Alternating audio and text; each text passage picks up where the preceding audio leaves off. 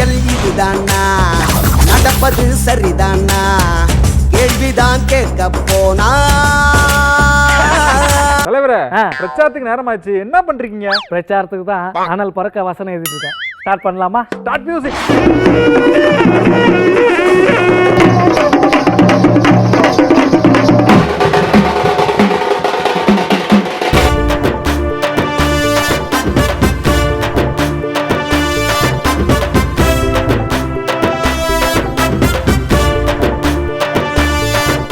இது ஜனநாயகத்தை காப்பாற்றும் போர், மக்களை காப்பாற்றும் போர், அநியாயத்தை எதிர்க்கும் இது ஒரு அறப்போர்.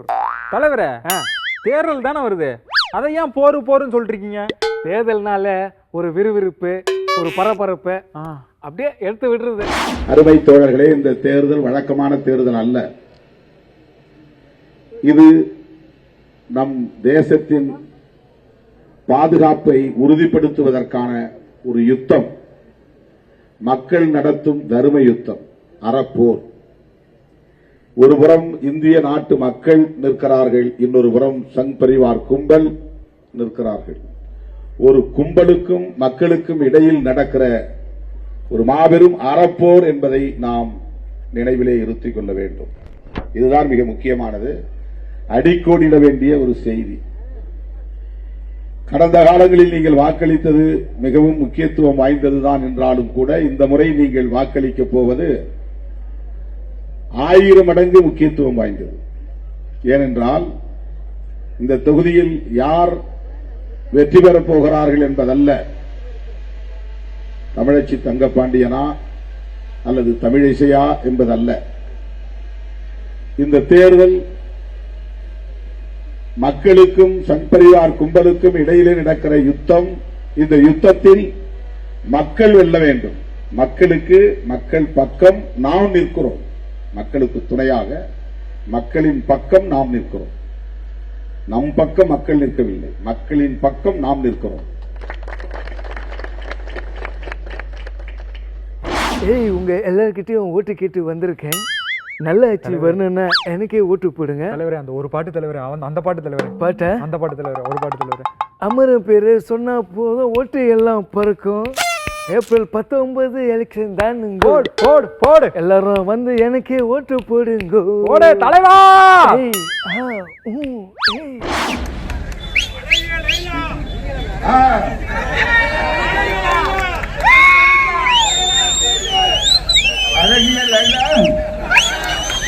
அதுக்கு முன்னாடி நம்ம அன்பு சகோதரர் திரு நாராயணசாமி அவர்களுக்கு இரட்டை இலை சின்னத்தில் வாக்களித்து வாழ்க்கையில நீங்க எல்லாம் வெற்றி பெறணும். அதுக்கப்புறம் அழகிய இலையில வச்சுப்போம். அது அந்த பாட்டு அப்புறம். இப்போ வந்த வேலை இது. இது வேலையே இல்லை, இது கடமை. பேசிய டயர்டாகிறது ஒண்ணு, பாட்டு டயர்டாகிறது நானு.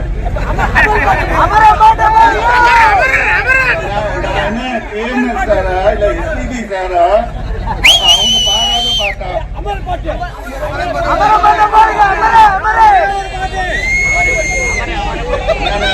சொல்லிட்டு வந்தேன், 30 வயசுல பாடினங்க அந்த பாட்டை.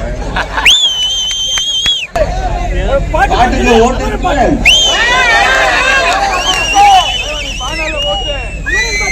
அந்த சத்தியமா பாடுறேன். ஆனா கொஞ்சம் முன்ன பின்ன இருக்கும். அப்போ இருந்த ஸ்டாமினா இருக்குவான்னு தெரியல. ஒரு 4 லைன் பண்ணேன். நடுவில் காமெடியா இருந்தா உங்களோட சேர்ந்து நானும் சிரிப்பேன். அதனால கண்டுக்காதீங்க. ரைட், ஹாப்பி தானே? ரைட், உங்களுக்காக, தாய் குலத்திற்காக.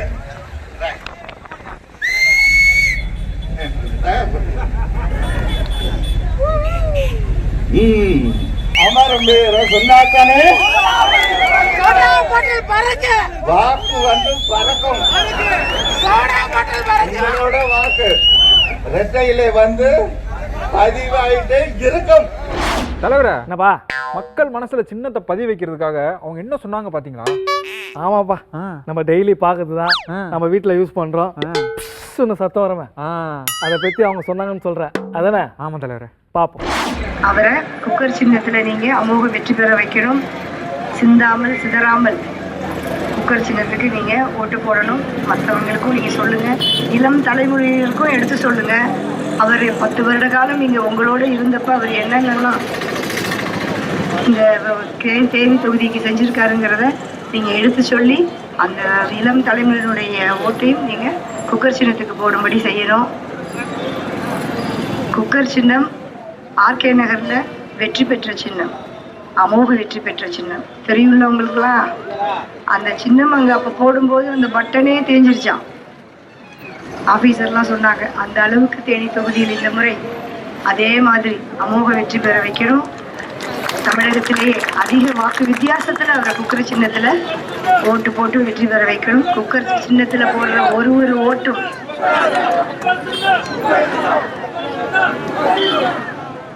குக்கர் சின்னம் உங்கள் வீட்டில் நீங்கள் பார்க்குறீங்கல்ல, டெய்லி குக்கர் தான் டெய்லி காலைல பாலுக்கு வைப்போம், சாதம் வைப்போம். அப்போ நீங்கள் இதில் தான் நினைக்கணும். ஏன்னா அந்த குக்கர் மேலே தான் நம்ம முகமும் இருக்கு. குண்டா இருக்கா? அவர் அதை பார்க்குறப்ப உங்களுக்கு ஞாபகம் வரணும். அதுக்காக சொல்றது குக்கர் சின்னம். குக்கருக்கு போடுற ஒரு ஓட்டும் உங்களுடைய அடிப்படை தேவைகளை எல்லாம் நிறைவேற்றுவதற்கான ஓட்டு. குக்கருக்கு போடுற ஓட்டு தேனி தொகுதி வளர்ச்சிக்கான ஓட்டுன்றதை சொல்லிக்கிறேன். கேளடி, அகழ்வாராய்ச்சி, ஹரப்பா, முகஞ்சாதாரம், கல் தோன்றி மண் தோன்றி கடல் தோன்ற முன்னால உண்டான காதல். தலைவரே, சின்னத்தை மறந்துட போறாங்க தலைவரே. ஓட்டு கேளுங்க. ஆனா ஒன்று சொல்லிக் கொள்ள விரும்புகிறேன். கீழடியின் கலாச்சாரத்தை சொல்லுவது வெறும் மதுரையின் தமிழர்களின் கலாச்சாரம் அல்ல, மனிதர்களின் கலாச்சாரம். உலகத்தின் கலாச்சாரத்தில் ஒரு பகுதி. அதை போற்றி காப்பாற்ற வேண்டியது நம் கடமை. தமிழ்நாடு விளையாட்டுக்கு ஒரு தலைநகரமாக வேண்டும் என்று என் தம்பி மாண்புமிகு அமைச்சர் உதயநிதி ஸ்டாலின் அவர்கள் முயன்று கொண்டிருக்கிறார். அவர் முயற்சி எல்லாம் வெற்றி பெற வேண்டும் என்று வாழ்த்துவதோடு நடந்தே தீரும் என்னும் நம்பிக்கை எனக்கு இருக்கிறது என்பதையும் சொல்லிக் கொள்ள விரும்புகிறேன். அதாவது நல்லவர்கள் கையில் ஆட்சி கிடைத்தால் என்ன ஆகும் என்பதை நான் சொல்லி இருக்கிறேன். இந்த மாதிரி ஆட்கள் கையில அரசியல் பலத்தை நீங்கள் கொடுத்தால் ரயில் போக வேண்டிய இடத்துக்கு போய் சேரும், தண்ணி தாகத்துக்கு தவிக்கும் வாய்க்கு போய் சேரும், கல்வி அதற்காக காத்திருக்கும் மக்களுக்கு போய் சேரும். சொல்லுங்க தலைவரே. ஒரு கார் எவ்வளவு மைலேஜ் தருது? ஒரு காரு 15 to 20 கிலோமீட்டர் தரும் தலைவரே. இதெல்லாம் கரெக்டா சொல்லு. இதே அந்த காரை தயாரிக்க எத்தனை லிட்டர் தண்ணி செலவாகுது? தண்ணி தெரியலையே தலைவரே. நான் சொல்றேன். ஒரு காரை தயாரிக்க 25,000 லிட்டர் தண்ணி செலவாகுதான். 25,000 லிட்டரா? அப்போ ஒரு நாளைக்கு எத்தனை காரு எவ்வளவு தண்ணி செலவாகுதுன்னு நீயே கணக்கு போட்டுக்கோ. இப்போ நம்ம இயற்கை வளம்லாம் எங்க போகுது? வெளிநாட்டு கம்பெனிகளுக்கு. இதுக்கெல்லாம் யார் காரணம்? யார் காரணம்? மக்களே சிந்தியுங்கள். தலைவரே, பிரச்சாரத்தில் அவர் பேசுனது சொல்றீங்களா? ஒரு கார் தயாரிக்க என் அன்பு பெற்றோர்களே, அருமை தம்பி தங்கைகளே, 1 டன் எடை உள்ள கார் தயாரிக்க 4,50,000 லிட்டர் தண்ணி தேவைப்படுது. 20,000 மக்களுக்கான குடிநீர் தேவையை ஒரு கார் குடிக்கிறது. 20,000 மக்களுக்கான குடிநீரை அது குடிக்கிறது. 1,00,000 கார்கள் ஆண்டு ஒன்றுக்கு ஏற்றுமதி செய்யப்படுது. உன்னுடைய சென்னையில் இருந்து உடன் பிறந்தவனே விழித்துக்கொள், விழித்துக்கொள். உன் நிலத்தடி நீரை கொரியன் முதலாளி தமிழ்நாட்டு பிள்ளைகளுக்கு, இந்திய மக்களுக்கு வேலை கொடுக்க எந்த கோயிலில் வேண்டிக் கொண்டான் என்றார். அவன் நிலத்தில் நீரை அப்படி வைத்துவிட்டு நம் நிலத்தில் வளர்த்து சுரண்டுகிறான். இங்கே உற்பத்தி செய்து அவன் ஏற்றுமதி செய்தான். ஏன் அவன் நாட்டில் உற்பத்தி செய்து ஏற்றுமதி செய்யக்கூடாது? செய்ய மாட்டான். இங்கே உற்பத்தி செய்து அவன் பெயரில் கொண்டாய் என்று அவன் நாட்டில் அந்த டிராக் அவன் பெயரில் ஏற்றுமதி செய்வான். இதற்கு பேர்தான் வாடகை தாய் பொருளாதார குறை. இதுதான் make in India. Make in India. ஒரு நாடு எதை மேக் பண்ணும்? ஊதுவத்தி, சாம்பிராணி, சூடம், கொசுவத்தி. தமிழ்நாடு எதை ஏற்றுமதி செய்யலாம்? Beer, brandy, whisky, rum, gym. இதை தவிர எதை ஏற்றுமதி செய்யலாம்? கல்லை மது என்று சொன்னார்கள், நம்பினாய். கல்லை மது என்று சொன்னார்கள். கள்ளுக்கடை மது அதை திறக்கக்கூடாதுன்னு. அப்ப டாஸ்மார்க்கில் வைக்கிற பீர், பிராண்டி, விஸ்கி, ரம், ஜின் எல்லாம் என்ன கோயில்ல கொடுக்குற புனித நீர் தீர்த்தமா? அந்த கட்சியும் இல்லாம இந்த கட்சியும் இல்லாம புது கூட்டணி வரணும், நம்ம ஆட்சி அமைக்கணும், அப்பதான் நல்லது செய்ய முடியும். இப்ப இருக்கிற கட்சியெல்லாம் என்ன செஞ்சாங்க? எங்க பார்த்தாலும் குடி, போதை பழக்கம், இதெல்லாம் ஒழிக்கணும்னா நம்ம வரணும். செய்வீர்களா? டேய், அதை நீ ஏன்டா கேக்குற? அவர் சொல்லுவாரு. தேர்தல் நாம் வெற்றி பெற்று 2026 சட்டமன்ற தேர்தலிலே திமுக, அண்ணா திமுக அல்லாத ஒரு கூட்டணி ஆட்சி தமிழ்நாட்டில் அமைக்க வேண்டும். இது உங்களுடைய நீண்ட கால கனவு. திமுக, அண்ணா திமுக சுமந்து அவங்கள முதலமைச்சராக்கி அவங்களுக்கு ஆட்சியை கொடுத்து அதுக்கப்புறம் அவங்க கிட்ட போய் ஐயா ஒரு 500 டாஸ்மாக் கடையை மூடுங்க ஐயான்னு கெஞ்சுவோம். அவன் ஒண்ணு கூட மூட மாட்டான். ஐயா இந்த எங்களுக்கு நீர் திட்டங்களை கொடுங்க ஐயா, கொடுக்கறது கிடையாது. ஐயா எங்க ஊர் வழியா தான் காவிரி ஆறு போகுது, வருஷத்துல ஒரு 50-100 TMC கடல்ல போகுது, அந்த மிச்ச நீர் எங்க பகுதியிலே கொஞ்சம் திருப்பி விடுங்க ஐயா, பண்ணது கிடையாது. நீதிக்கு சம்பந்தமே கிடையாது. அது உதயநிதிக்கும் சினிமாக்கு சம்பந்தம் இருக்கு. உதயநிதிக்கு சமூக நீதி சம்பந்தம் இருக்கா? அவரு பிரச்சாரம் பண்ணிட்டு இருக்கிறார், அவரு என்ன பேச்சு பேசுறாரு. அதனால இதெல்லாம் நீங்கள் சிந்தித்து பாருங்க. அந்த முடிவு, அதனாலதான் இந்த முடிவு எடுத்திருக்கிறோம். இவங்க கிட்ட கேட்டு எனக்கு அழுத்து போச்சு. என்னுடைய ஆதங்கம் எல்லாம் தமிழகம் மக்கள் முன்னேறணும், தமிழ்நாடு முன்னேறியாமா. அதிக அளவில் இங்க இந்த பெண்கள் நீங்க வந்திருக்கிறீங்க. இந்த 2 கட்சியும் உங்களுக்கு செய்த துரோகம் என்ன தெரியுமா? என்னை பொறுத்த வரைக்கும் இந்த 2 கட்சியும் உங்களுக்கு செய்த மிகப்பெரிய துரோகம். உங்க தாத்தாவை மது பழக்கத்துக்கு அடிமையாக்குனாங்க, உங்க அப்பாவை மது பழக்கத்துக்கு அடிமையாக்குனாங்க, உங்க வீட்டுக்காரனை மது பழக்கத்துக்கு அடிமையாக்குனாங்க, உங்க பிள்ளைகளை மது பழக்கத்துக்கு அடிமையாக்குனாங்க. இப்ப உங்க பேர பிள்ளைகளையும் மது பழக்கத்துக்கு அடிமையாக்குறாங்க. தலைவரே, நம்ம தேர்தல் அறிக்கை எப்போ ரிலீஸ் பண்ண போறோம்? பண்ணிடுவோம். நம்மளை பார்த்தாலே எதிர்கட்சிக்கெல்லாம் ஒரே பயம், பேரை கேட்டாலே சும்மா அதிர்துல. கலக்குங்க தலைவரே, சும்மா அப்படியே தீ மாதிரி பேசுறீங்களே. 12 நம்முடைய வேறு பொறுப்பிலிருந்து வந்திருக்கக்கூடிய சமுதாயத்திலிருந்து வந்திருக்கக்கூடிய தலைவர்களுக்கும், தாய்மார்களுக்கும், சகோதரிகளுக்கும் நன்றி தெரிவித்து, வந்திருக்கக்கூடிய தலைவர்களுக்கும் நன்றி தெரிவித்து, அக்கா வானதி ஸ்ரீனிவாசன் அவர்களை இந்த தேர்தல் வாக்குறுதியை வெளியிடுமாறு அன்போடு கேட்டுக்கொள்கிறேன்.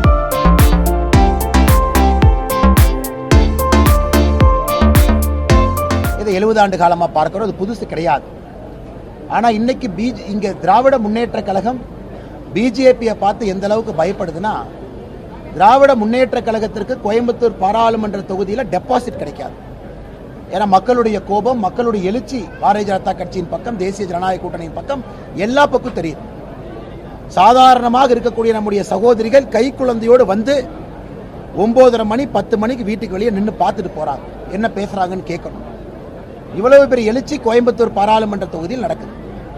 இன்னைக்கு ஆளுங்கட்சி அவங்க, பவரெல்லாம் அவங்க பக்கம், காவல்துறை சப்போர்ட் எல்லாம் அவங்க பக்கம், அத்தனை காவல்துறை இருக்கு. யாராச்சும் வந்து பிஜேபி காரங்க எங்களை அடிச்சிட்டாங்கன்னு சொன்னாங்கன்னா நாமெல்லாம் காதுல என்ன பூ சுத்திருக்கோமா மேடம்? தமிழ்நாடு முழுவதுமே வன்முறையும் அட்டகாசமும் செய்வதற்கு ஒரு கட்சி பிறந்திருக்குன்னா திராவிட முன்னேற்ற கழகம். தலைவரே, அவங்க தேர்தல் அறிக்கை ரிலீஸ் பண்ணிட்டாங்க, நம்ம எப்போ ரிலீஸ் பண்ண போறோம்? கண்ணா, நான் எப்போ வருவோம் எப்படி வருவேன்னு யாருக்கும் தெரியாது. ஆனா வர வேண்டிய நேரத்துல கரெக்டா வருவேன். பட்டைய கிளப்புங்க தலைவரே. இப்பொழுது காங்கிரஸ் கட்சியின் பிரச்சார பாடலை மாண்புமிகு தலைவர் ராகுல் காந்தி அவர்கள் வெளியிடுகிறார்கள். அதை அகில இந்திய காங்கிரஸ் கட்சியினுடைய செயலாளரும் அருமை சகோதரி கனிமொழி அவர்களும் அதை பெற்றுக் கொள்வார்கள். Today, there is an ideological battle taking place in India. இன்றைக்கு இந்தியாவிலே ஒரு பெரிய தத்துவ போர் நடந்து கொண்டிருக்கிறது. On one side are the ideas of Periyar, social justice, freedom and equality. And on the other side are the ideas of the RSS, Mr. Narendra Modi and his government. ஒருபுறம் தந்தை பெரியாரை போன்ற தலைவர்கள் போதித்த சமூக நீதி, சமத்துவம், விடுதலை, மறுபுறம் நரேந்திர மோடியை போன்றவர்கள் கொண்டாடுகின்ற வெறுப்பும் துவேஷமும். Narendra Modi says one nation, one leader, one language. Narendra Modi சொல்லுகிறார், இது ஒரே நாடு, ஒரே தலைவர், ஒரே மொழி என்று சொல்லுகிறார். The Tamil language is no less than any other Indian language. இந்தியாவில் இருக்கிற எந்த மொழியை விட தமிழ் மொழி எந்த விதத்திலும் குறைந்த மொழி அல்ல. நான் அவரை பார்த்தேன், சிரிச்சேன். அந்த போட்டோ வச்சு என்ன விமர்சனம் பண்றீங்க? நீங்களும் பார்த்தீங்க, சிரிச்சீங்க. அந்த போட்டோ எங்க கிட்ட இருக்கு. இதுக்கு என்ன சொல்றீங்க? இன்றைக்கு திரு ஸ்டாலின் அவர்கள் ஒரு 15 நாளா எல்லா பக்கமும் தேர்தல் சுற்றுப்பயணம் மேற்கொண்டிருக்கிறார். செல்ற இடத்தெல்லாம் என்ன செய்யன்னு சொல்ல மாட்டேங்கிறார், என்ன செய்ய போறன்னு சொல்ல மாட்டேங்கிறார். திரு ஸ்டாலின் அவர்கள் தமிழகத்தினுடைய முதலமைச்சர், திமுக கட்சி தலைவர். அவர் இந்த 3 ஆண்டு காலத்தில் தமிழ்நாட்டு மக்களுக்கு என்ன செய்தார் என்பது மக்கள் எதிர்பார்க்கின்றார்கள். அதோட என்ன செய்ய போகிறார் என்பதையும் எதிர்பார்க்கின்றார்கள். ஆனால் அதெல்லாம் ஒன்று கூட சொல்லுவதில்லை. அங்கே சட்டியில் இருந்தால் தானே ஆப்பையில் வரும், சரக்கு இல்லையே, வேற ஒன்றுமே பேச முடியல. அவருடைய மகன் உதயநிதி ஸ்டாலின் நீ எடப்பாடிக்கு போய் நான் பிரதமர் நரேந்திர மோடி அவர்களோட பேசிக்கிட்டு இருக்கும்போது சிரிச்சுக்கிட்டு இருக்கிறேன். அந்த போட்டோவை எடப்பாடியில் காட்டியிருக்காரு. எங்க சிரிக்கிறது தப்பா? சிரிக்கிறது தப்பா? சொல்லுங்க, தப்புங்களா? சிரிச்சா என்ன தெரியும்? அதுதானே தெரியும். இந்த விஞ்ஞான மூளைப்படுத்தவருக்கு கூட அது தெரியல. சிரிச்சா பல்லு தெரியும், ஆனா அதை கிண்டல் அடிக்கிறார். பாவம், விரத்தின் விளிம்புக்கு போயிட்டார். அதனாலதான் இப்படிப்பட்ட வார்த்தையெல்லாம் உதிர்ந்து கொண்டிருக்கின்றார். திரு ஸ்டாலின் அவர்களே, திரு உதயநிதி ஸ்டாலின் அவர்களே, உருண்டு பிறண்டாலும் நீங்க வெற்றி பெறவே முடியாது. ஏங்க நாம தான் சிரிக்கிறோம், இவர் என்ன பண்றாரு? இவர் என்ன பண்றாரு பாருங்க. இவர் என்ன காட்டுறாரு? அவர் காது கேட்கிற மாதிரி சொல்லுங்க சத்தமா. இன்னொருத்தர் எப்படி இருக்காரு? இவர் தான் கள்ள கூட்டணி, கள்ள தொடர்பு கூட்டணி பேசுறாரு. கள்ள கூட்டணியா, கள்ள தொடர்பு கூட்டணியா? யாருங்க இருக்கிறா? யாரு கள்ள கூட்டணி? திமுக. திமுக தலைவர். இது எப்படி இருக்குது? இது ஏதாச்சும் எப்படி? இந்த போட்டோ பாருங்க, நடிப்பு பாருங்க, எப்பேற்பட்ட நடிப்பு. திரு சிவாஜி கணேசனே தோத்து போயிடுவார் உயிரோடு இருந்தா. இப்படியெல்லாம் நடிச்சு மக்களை ஏமாற்றி வாக்குகளை பெற்று ஆட்சிக்கு வந்து இன்றைக்கு 3 ஆண்டு காலம் தமிழகத்தை குட்டிச்சோறாக்கினதுதான் மிச்சம். என்ன செஞ்சிருக்கிற 3 ஆண்டு காலத்தில்? நான் ஒருபோதும் பேச்சு மாற மாட்டேன். அன்னைக்கு சொன்னதுதான் இன்னைக்கும், இன்னைக்கு சொன்னதுதான் என்னைக்கும் சொல்லி இன்னைக்கு விடை பெறுகிறோம். நன்றி, வணக்கம். அரசியல் இதுதானா, நடப்பது சரிதானா, கேள்விதான் கேட்க போனா